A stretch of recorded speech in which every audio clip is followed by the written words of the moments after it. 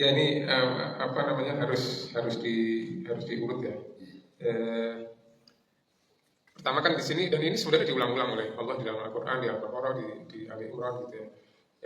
Dalam kaitan yang ini yang kita bahas ini kan di apa rentetan ayat ini kan diawali sebelumnya bahwa umat Nabi Muhammad SAW itu adalah khairul umat yang terbaik dengan syarat mau amar ma'ruf nahi munkar dan beriman pada Allah Subhanahu wa taala.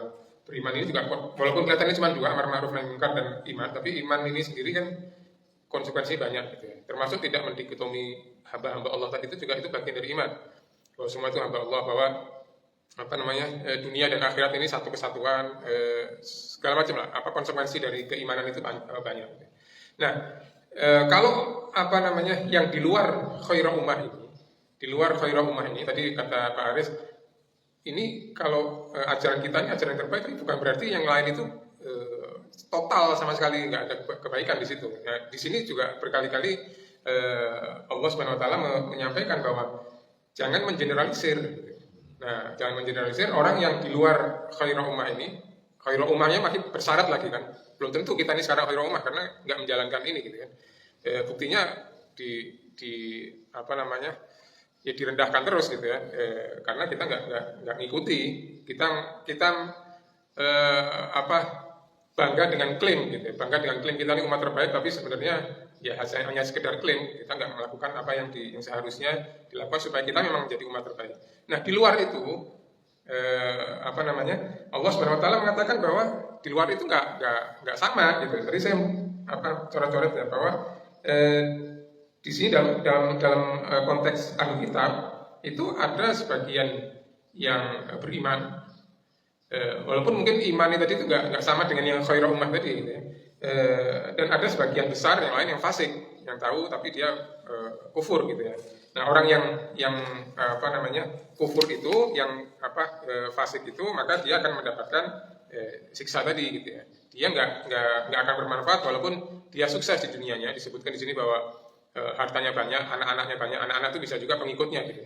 Pengikutnya banyak, anaknya banyak, nggak akan ada manfaatnya nanti gitu. Kalau dia itu kufur, karena dan kufurnya itu karena dirinya mereka sendiri gitu, bukan karena Allah. Di sini diistilahkan bahwa wa ma dzalamahumullah walakin anfusahum yadzlimun. Tidak zalim, Allah itu Maha Adil dan Allah itu apa namanya sudah sangat luar biasa memberikan kesempatan, tapi walakin anfusahum yadzlimun. Jadi mereka menganiaya diri mereka sendiri dengan cara memilih tadi gitu ya.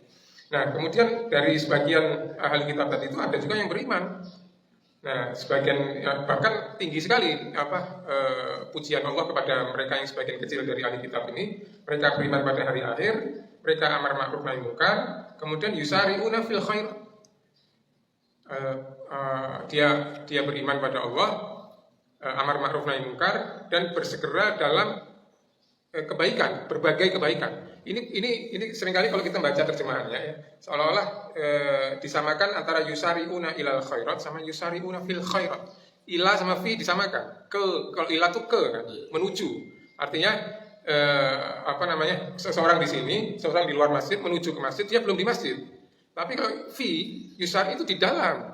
Yusari'una fil dia itu bersegera di dalam kebaikan. Jadi sudah di dalam ini sebenarnya. Jadi orang-orang yang apa namanya?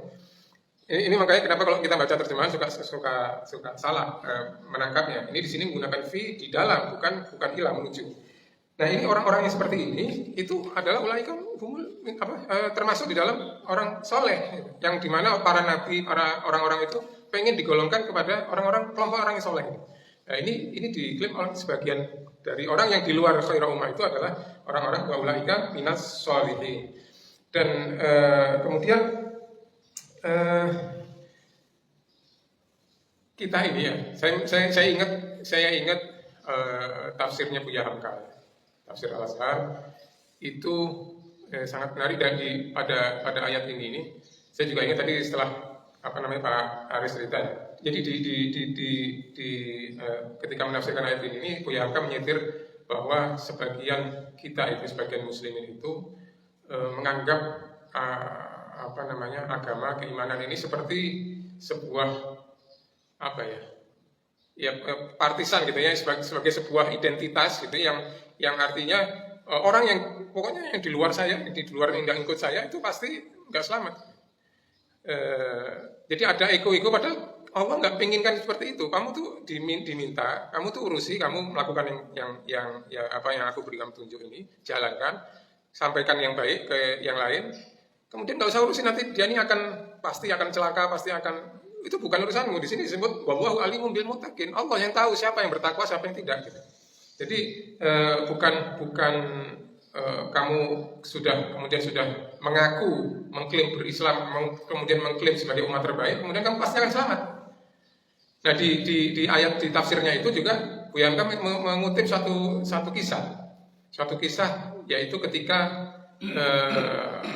khalifah yang terakhir dari Bani Umayyah, yaitu Marwan bin Muhammad, yang sudah di akhir masa-masa dinasti Umayyah itu mau masuk ke dinasti Abbasiyah, itu kan dikejar-kejar.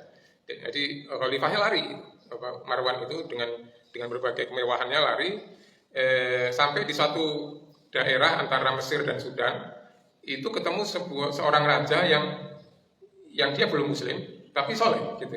Jadi kisahnya kenapa soleh itu sampai ya dia memperlakukan tamunya itu sejajar dan sebagainya, dan dia mengatakan, yang aku tahu ajarannya Muhammad itu nggak kayak gini.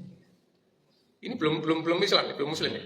Tapi dia melihat ini orang yang mengaku Islam, bahkan khalifah gitu, mengaku sebagai khalifah, kok seperti ini? Setahu saya nggak kayak gini gitu.